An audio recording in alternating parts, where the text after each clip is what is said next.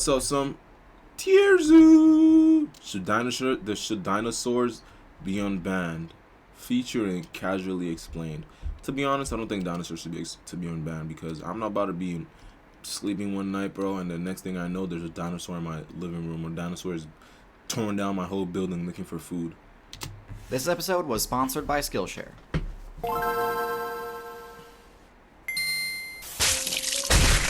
Exactly why dinosaurs should be banned. They should be banned for life. How am I supposed to fight something like that, big bro?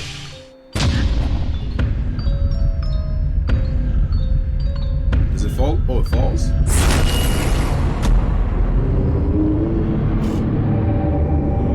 One of the most controversial balance updates the devs have ever introduced was patch 1.3.1.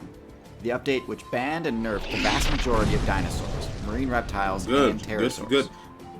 So it should come as no surprise that one of the requests that the devs get the most is to reintroduce dinosaurs back into the game. Hell no. The devs have never unbanned any classes before. But what would the meta look like if the devs actually obliged and allowed players to spawn as dinosaurs again?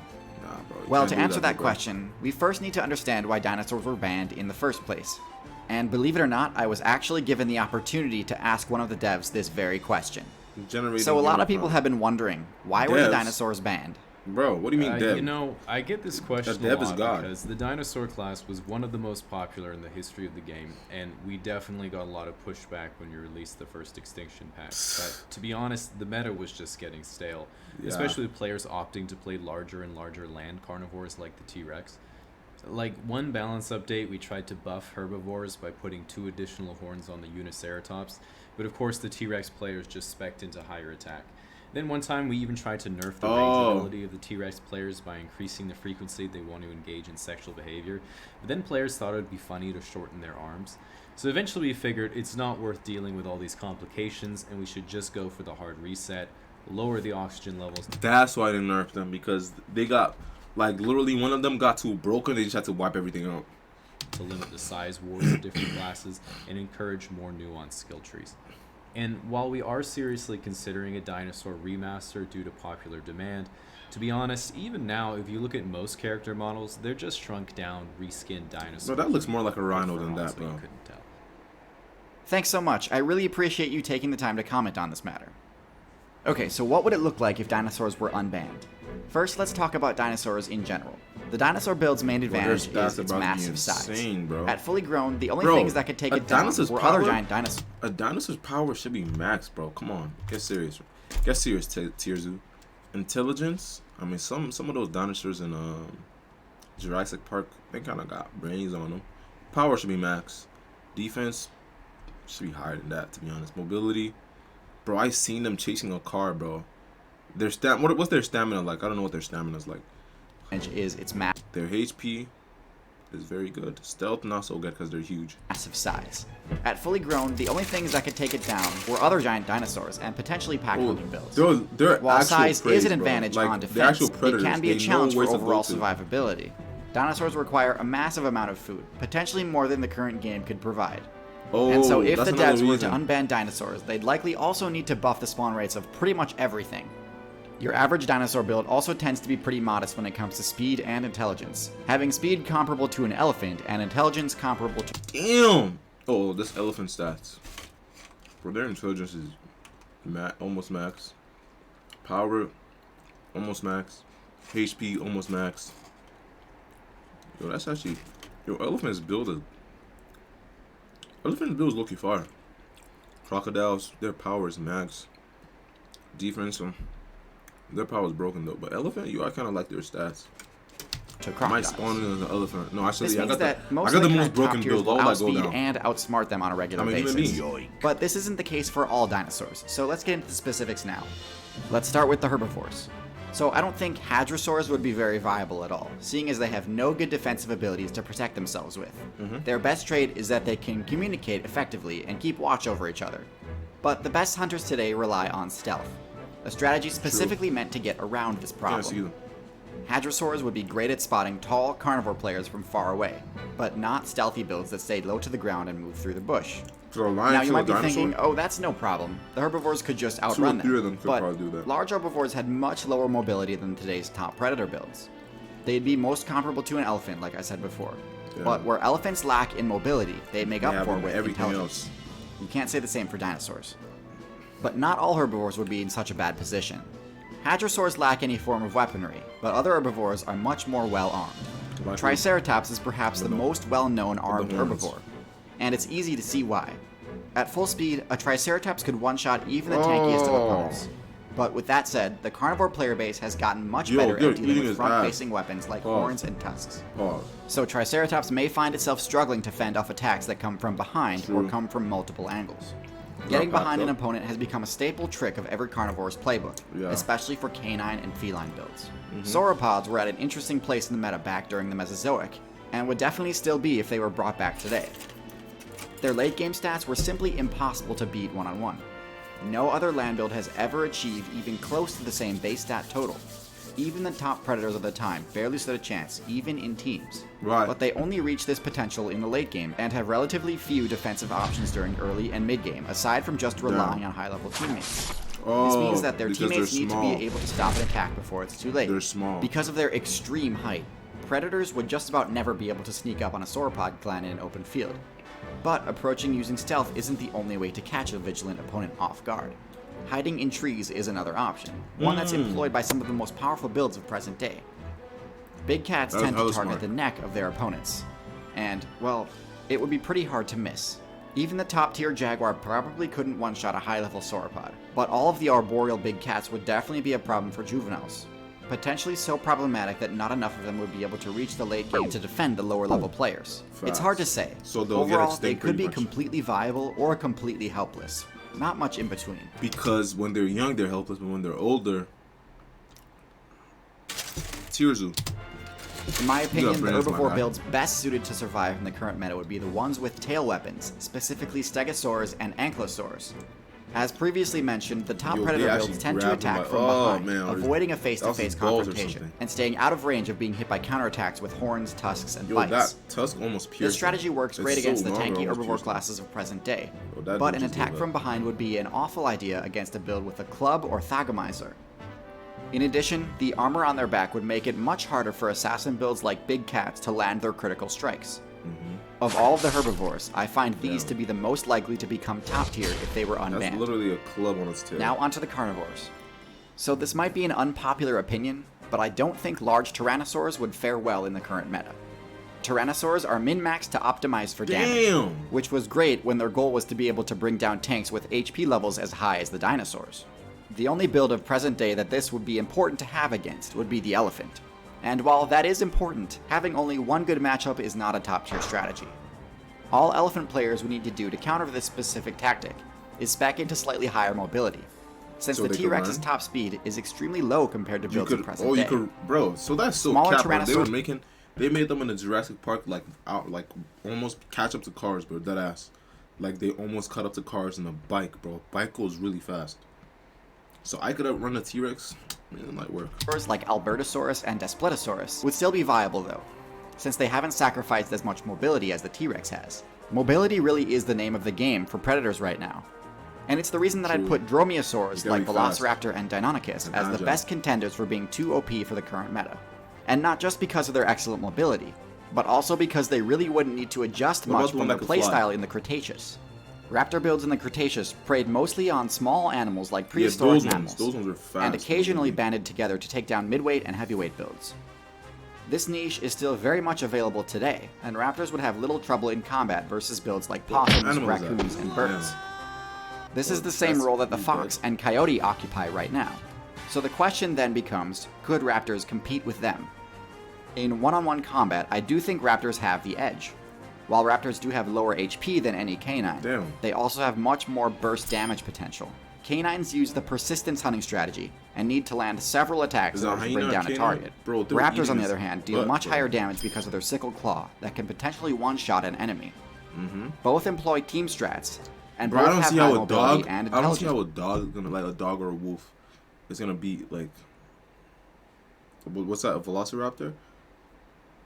I don't see how it's gonna beat it because they both hunt in packs. They don't go 1-on-1. And a wolf does not get as big as a velociraptor. So all else being equal, claws, the ability for raptors to out-damage the canines would, in my opinion, win them the day. So overall, if individual dinosaur builds were unbanned, like, the Stegosaurs, Ankylosaurs, and Dromaeosaurs would most likely be top tier, while the others might end up struggling. Dinosaur players would need to learn a lot of new abilities to be able to contend with how advanced the meta is, especially when it comes to how OP humans are. Luckily, if you're looking to quickly and easily learn new skills, Skillshare has you covered. Skillshare is an online learning community with over 20,000 classes. You didn't even do the birds that could fly, the dinosaurs that could fly, technology, and more. Premium membership I didn't even know it was already done. Oh, there's a dinosaur tier list. I might as well watch that one. The dinosaur clips in this video are from documentaries you can find on CuriosityStream. More on them at the end of the video.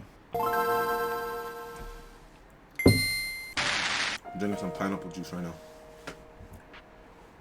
Oh, yeah, that mouse is done up. Well, never mind. They eat insects too? Jurassic longhorn beetle. Place bait. Oh, that's hella smart. That is hella smart.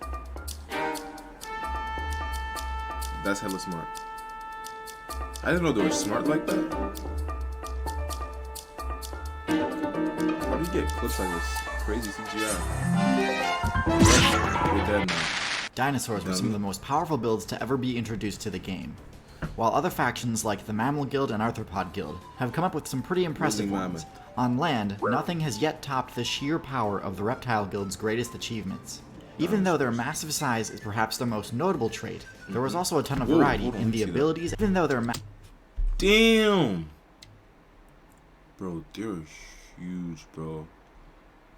This is why they got nerfed, bro. Eating all the Earth's resources. Are you kidding me? This one gets as big as almost a plane. Planes are huge. 60,000 kg. So how much food do they eat? How much food did these four eat? That is insane. Massive size is perhaps their most notable trait. There was also a ton of variety in the abilities and combat strategies that these builds employed. Yeah. And so today I think it's finally time to release my dinosaur tier list. Obviously there's a ton of dinosaur builds, so there's no way I can cover all of them, but I definitely will try to hit the important ones. It's worth noting that the reign of the dinosaur faction lasted more than twice as long as the reign of the mammal faction that supplanted them. And so during this huge stretch of time, as the reign of the mammal faction that supplanted them. And so during this huge stretch of time, dinosaur maids basically tried out every conceivable strategy, and that's why there are so many builds to talk about. But as always, we'll start from the bottom of the tier list and move up from there. At the bottom we've got Dryosaurus and Camptosaurus, two very similar herbivore builds with an interesting stat spread.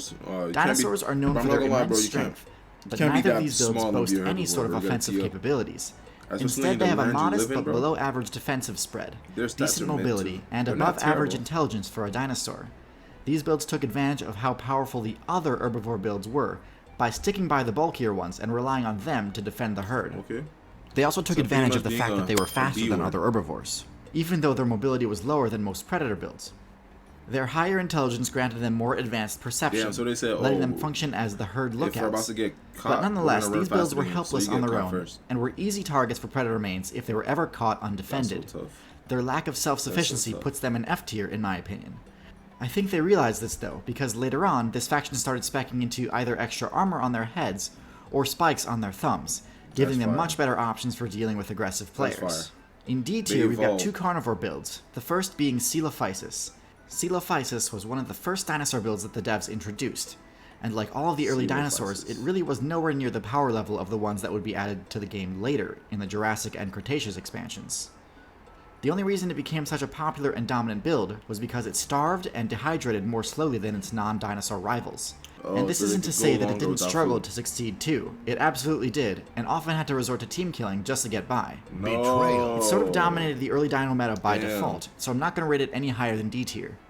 Also in D tier we have Spinosaurus.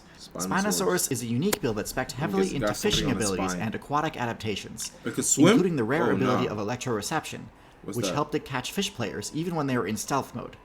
This is great for that specific application, but Spinosaurus mains weren't actually fully aquatic. They couldn't breathe underwater and still had to spend plenty of their gameplay dealing with the challenges of being a terrestrial build. Bro, I can't even imagine what the like aquatic animals looked like back then, bro. We're probably huge. Cause think about it. The biggest like animal that we have right now is in the water. It's not on land. So if the land animals of back then got as big as a Boeing 747 or whatever that plane was, imagine what was in the water back then. Unfortunately, their stats and abilities leave a lot to be desired in terms of contending with the terrestrial meta at that time. Because they'd spent so many evolution points adapting their build to be able to fish, they'd secured themselves a unique niche at the cost of being able to hold their own in general combat. They'd get bodied by most other carnivore mains and outsped by most herbivore mains, leaving them in an awkward position. So they were slow? If they'd had more time, they might have been able to gain enough experience to spec into a fully aquatic build. Oh, they got like... But unfortunately, the devs decided to up the overworld temperature, raising the sea levels but drying up the rivers, leaving the Spinosaurus player base without a niche.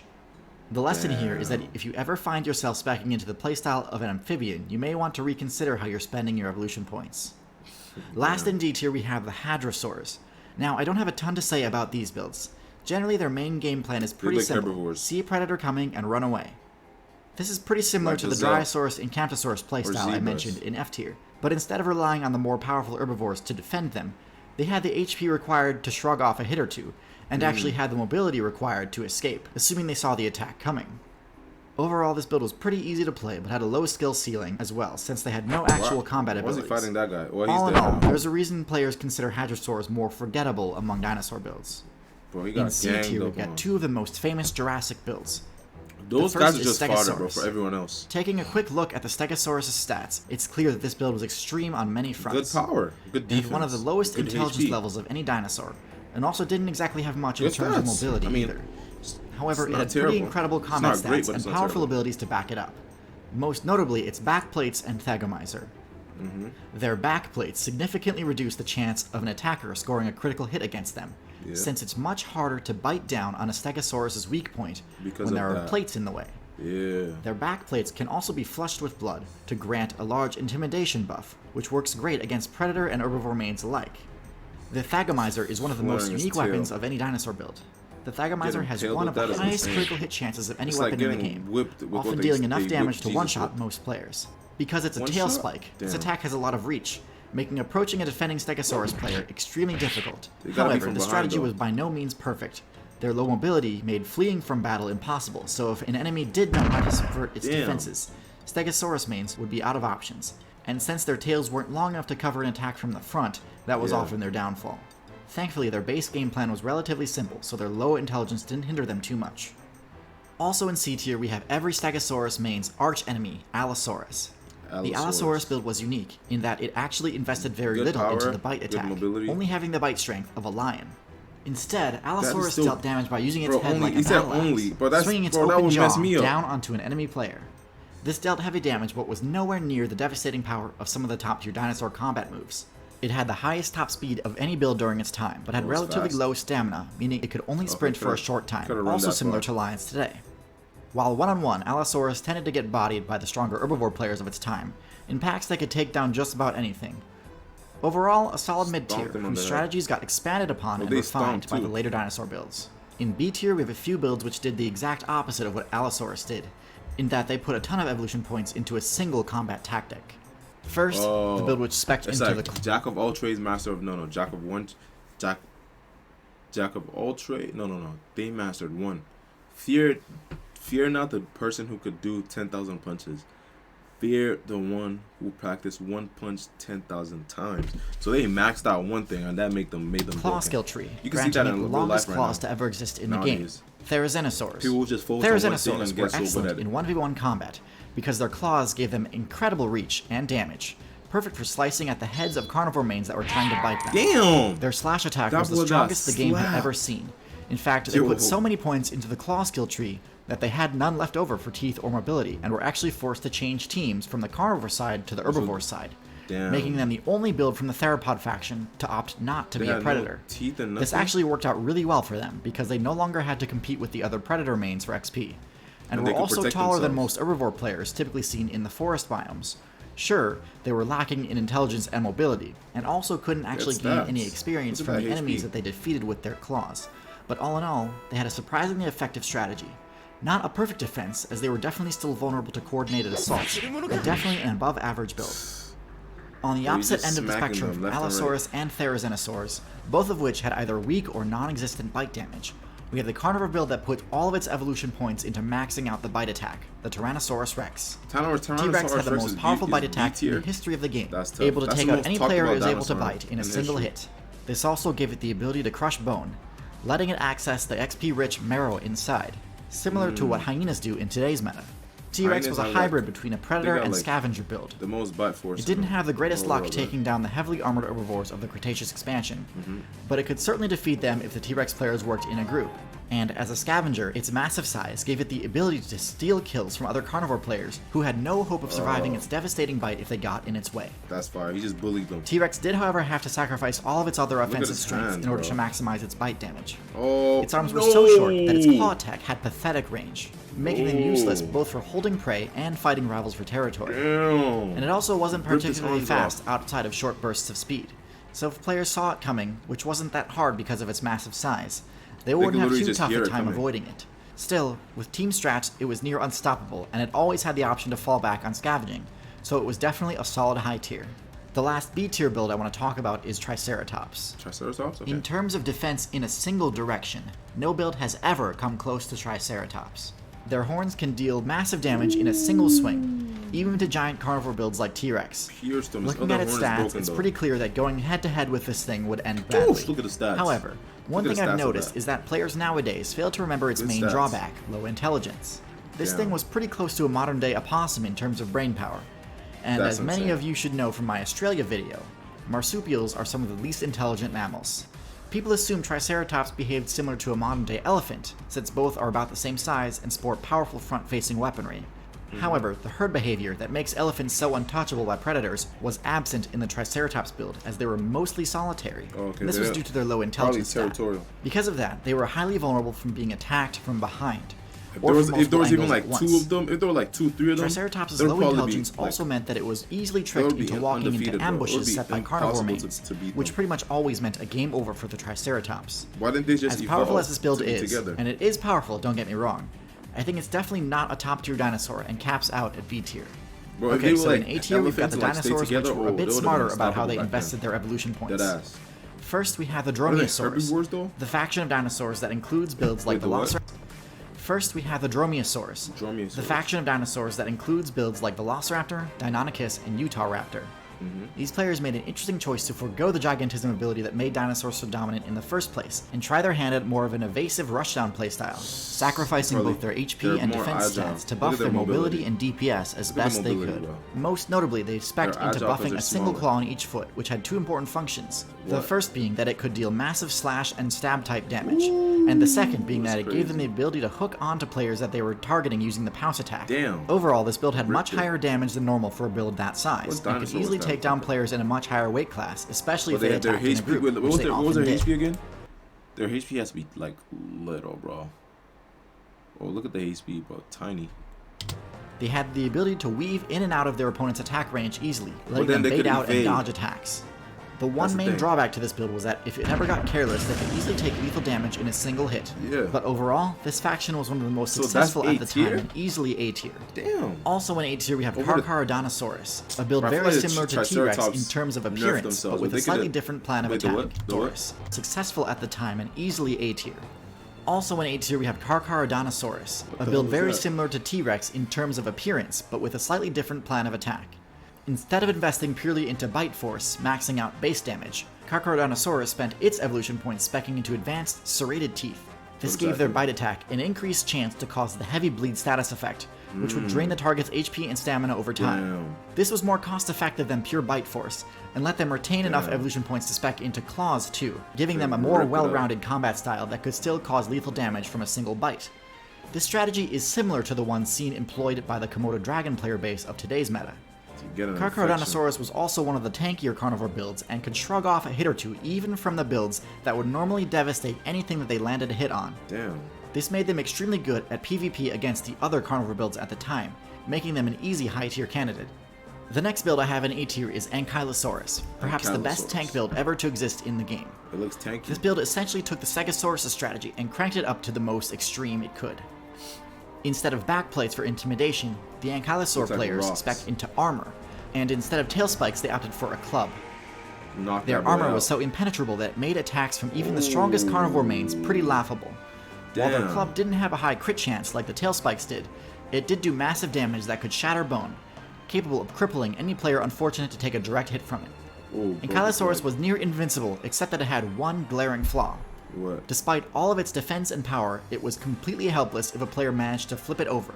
For that reason, I can't place it in top tier, because a good top tier will have no surefire counterplay. Last in A tier we have Troodon. The Troodon build was the only dinosaur build whose core strategy was based around the intelligence stat. Sure, other dinosaurs used team strategies or had advanced perception skills, both of which require some usage of intelligence. But Troodon was the only one to specifically tailor their build around having its brain be its best weapon. All around. Troodon had to sacrifice a lot to get this. High intelligence requires a lot of calories to maintain, so getting the kills required to sustain both a large size and a large brain was impossible, meaning that they had to give up gigantism as a trait. So instead of powerful dagger-like claws, Troodon opted for smaller but opposable claws that could be used to pick up objects. This severely cut its potential in combat, but gave it a lot of options in terms of manipulating its environment. He was able to do that? That's hella smart. For example, set up traps to catch players that would otherwise be able to evade them. It's very possible that if non-avian dinosaurs weren't banned in the Meteor Strike balance patch, Troodon players would have eventually leveled up their intelligence enough to become top tiers, similar to humans. But even though it was starting to gain the power to dominate its environment, it still had no way to combat the other top tiers, aside from just running away, so it definitely wasn't S tier. I don't even want to think about that. In S tier, we have the most overpowered dinosaur faction of all, the Sauropods. Sauropods had every tool they needed to counter all other dinosaur builds. They had the maximum HP stat possible for a terrestrial build, and because they used the herd strategy, oftentimes this meant that if a sauropod player was caught off guard and was under attack by several carnivore players, it could usually tank enough hits that its teammates would have time to rescue it. And of all the dinosaurs, sauropods also had the largest attack range. Their whip-like tails may have not had the same damage per hit that Stegosaurus or Ankylosaurus did, but they were still plenty powerful, able to knock down enemies well out of reach of a counterattack. And if they did get too close, a sauropod's stomp attack was literally the most devastating move in the game, knocking the target down and dealing lethal damage. Lastly, their extreme height gave them a massive advantage for avoiding stealth attacks, as they could see much further than other players. In terms of land superiority, sauropods truly were the most overpowered dinosaurs of all time.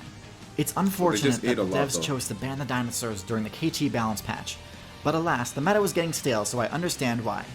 Hopefully you enjoyed this look back at the Mesozoic meta. No flying dinosaur, bro? Are those not dinosaurs too? 2 videos and he didn't put the flying ones down. Okay. Okay, Tier Zoo. I want to watch this one too. What's this? Mosasaurus. One last one. Let's see what this one is. Mosasaurus. Mosasaurus. Is that a dinosaur too? An aquatic dinosaur, perhaps? Perchance? Oh yeah. Probably had a crazy fight first. Kills T-Rexes and stuff? Oh, no, that's fresh. That's CG.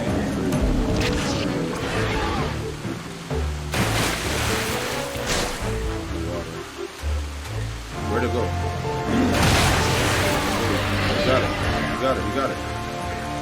got it. What's he gonna do now? Drag it further in? Why would you go further in, but now you're gonna die? What's this music? You gotta escape! You had to escape, but what's wrong with you? You had time. The dinosaur clips in this video are from documentaries you can find on CuriosityStream. More on them at the end of the video. Mosasaurus, the T-Rex, one of the most feared marine builds in the history of the game. Why is he jumping like the Mesozoic expansion is often referred to as the Age of Reptiles.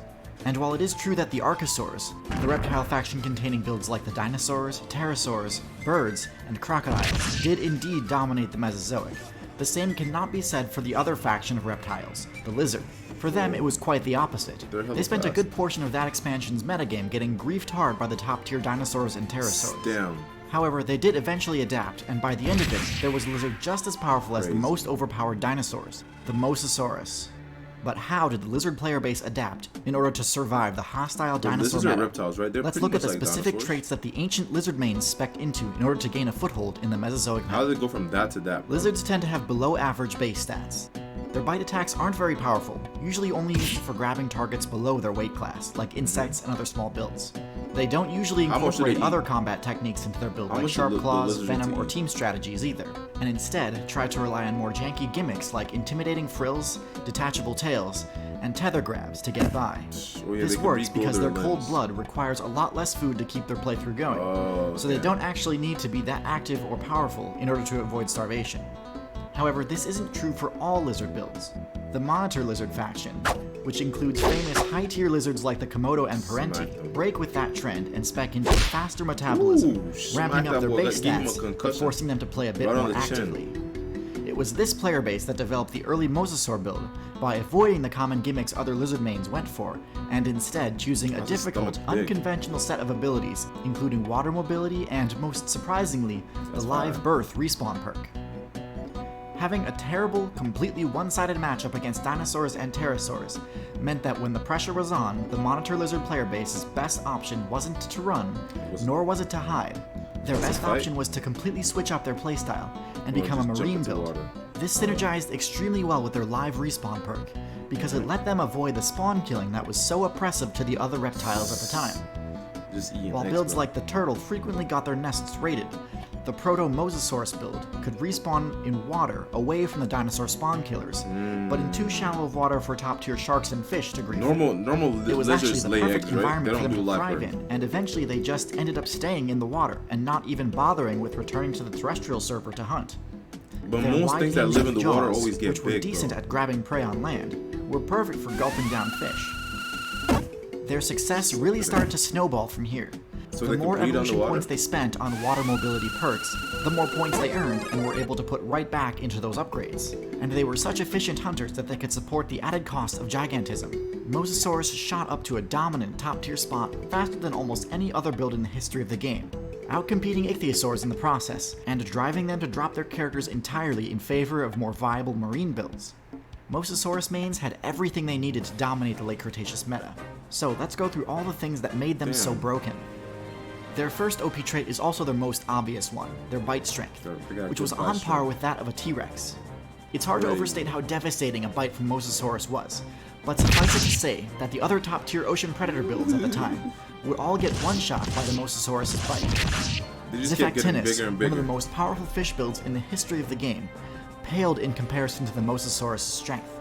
The Ammonite, a cephalopod that went for a tank-style build, probably had the best armor of any ocean build at that time, but even their shells weren't sturdy enough to save them from the crushing bite of a mosasaur. Damn. Obviously, its size was equally as overpowered, but for reasons you might not expect. And you could just grab them and drown them, bro. Because of its immense size, Mosasaurus wasn't particularly mobile. It generally had to ambush other players in order to land a hit with its overpowered jaws. Even tank builds like the Ammonite could outspeed it if they saw it coming. However, being the biggest ocean build in the entire server has one very important advantage. It gives you control over the surface of the water. See, the surface of the water is one of the most advantageous positions to be in when attempting to ambush another player who is above the surface. The reflective surface of the water grants a massive stealth bonus, making it easy to get within striking range of players who would normally be able to escape easily due to their high mobility. This is a double-edged sword though, as being on the surface of the water leaves you vulnerable not only to attacks from the marine players below, but also from aerial hunters above, both of which there were no shortage of in the Cretaceous meta. This disadvantage is pretty much nullified by the Mosasaurus' size though. The main enemy of the giant unkillable behemoth style build, at least in the late game when they've already reached their full size, is starvation, not attacks from players. Mosasaurus abused this tactic to the absolute limit, frequently taking down even the most powerful dinosaur builds in the game if they ever got careless at the water's edge. And also turning the tables on the exact pterosaur builds that specialize in punishing marine players who stray too close to the water's surface. The last important factor in their success is a continuation of the ability that they spec'd into as lizards, live birth. Mosasaurus retained this ability and expanded upon it by speccing into the parental instinct trait. Pretty much the only time Mosasaurus players were ever vulnerable was during the start of their playthrough, when they didn't have the size necessary to shield them from attacks. This is when the other top-tier ocean builds, like Zifactinus, would launch their assaults on the Mosasaur player base. It was like, as smaller lizards, these players would stay in the safety of water that was too shallow for Zifactinus to approach. But even at level 1, Mosasaurus was too large for that, and so without the protection of mother Mosasaur players, Zifactinus would absolutely demolish any hope of survival. But with their help, Mosasaurus' dominion over the Cretaceous ocean meta was basically untouchable. Of course, we all know how the devs reacted to the meta becoming so over-centralized around a select few overpowered builds. But hopefully this video is still useful as an example of how low-tier builds can rise to total dominance with only a few clever build choices and advanced techniques. Same thing with real life, bro. You could be a small person, nobody notices you right now. But if you move smart and think wisely and choose wisely, you could be the like the Mosasaurs. You could be broken in the world, bro. Broken in the game. Who knows what the next breakout success will be in the modern Anthropocene meta. By the way, the Mosasaurus CGI in this video is from a fantastic new documentary called Amazing Dino World. I'm saying, it's a mini-series that tells... CGI doesn't look terrible. The Ice Age tier list. Now I want to watch this. I'll just save this for another day. Doop. See y'all boys another day.